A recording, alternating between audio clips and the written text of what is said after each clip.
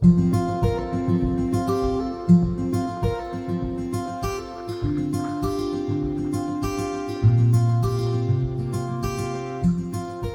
right, here we are at our warm season forage and nitrogen fertilization study. This is a study funded by the Montana Fertilizer Advisory Council, and we're really grateful for their support. So this is a first-year study using 7 different warm season forages. We have 2 varieties of teff, 3 varieties of sorghum Sudan grass, a pearl millet, and Piper Sudan grass as well. In our 3 sorghum Sudan varieties, we have one that contains the brachytic dwarf trait to help increase leaf-stem ratio. We also have 2 that are brown midrib varieties, which tends to increase nutritional quality. And then we have one that's photoperiod sensitive, also to help with forage production potential. So this study was planted May 28th and 29th. We have 2 different environments, both a rain-fed and an irrigated environment. And our nitrogen treatments include a control, fertilization at 75 pounds per acre, 100, 125, and 150 pounds an acre. So our residual soil levels from the spring soil test were 37, 26, 37. So all nitrogen levels were added to reach those treatment levels on top of the existing nutrient in the soil. Phosphorus and potassium were applied at 40 and 80 pounds respectively. So the first irrigation water was just applied this week after a wet spring in the irrigated trial.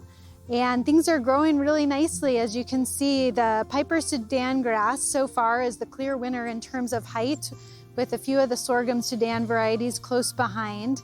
We had some seeding issues with teff, some irregular germination. It needs to be seeded very shallow, and just due to field conditions, we ended up with some more deeply placed seed, which has slowed germination. So we're here in the irrigated environment of the warm season forages and nitrogen fertilization study. I want to take a moment to show you the forages just a little bit more up close and talk about them further. This first plot we're looking at is a sorghum Sudan grass variety. We're just going to call it variety not stated number 1, or VNS1. It has the brown midrib trait to increase palatability and forage quality. It is also a photoperiod sensitive variety, meaning that it contains a gene which helps prolong the vegetative state of the plant. It delays the reproductive stage or flowering. Since with the onset of flowering, we start to lose vegetation quality. This increases the window of harvest for a more high quality forage. So we're very interested to see how that does here in northwestern Montana. Our next variety is a variety not stated teff. Next one is our sorghum Sudan grass VNS number 2. This also has the brown midrib trait, and it has the brachytic dwarf trait to increase leaf to stem area ratio. Next we have pearl millet, which is tiff leaf number 3, commercially available variety. Next to that we have our outstanding performer so far, Piper Sudan grass, which is nearly double the height of our other entries at this point. Next to that we have our second teff grass entry. This is Corvallis, a commercially available variety.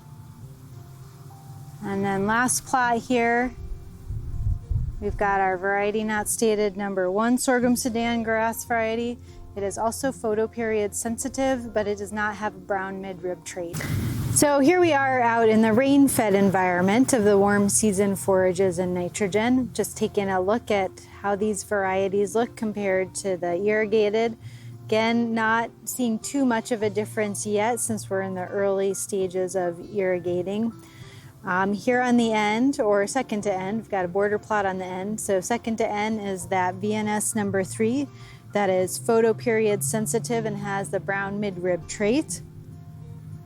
Next to it, you can see the height difference. There's the Piper Sudan grass. And next to it is the Tiff Leaf 3 pearl millet. Up next is variety not stated number 2, and that has the brachytic dwarf trait and the BMR 6. Next to that is our last VNS sorghum Sudan variety, and that is the one with no BMR and is photoperiod sensitive. Coming up on our teff, second to last, we've got the Corvallis. And then lastly, that VNS teff variety.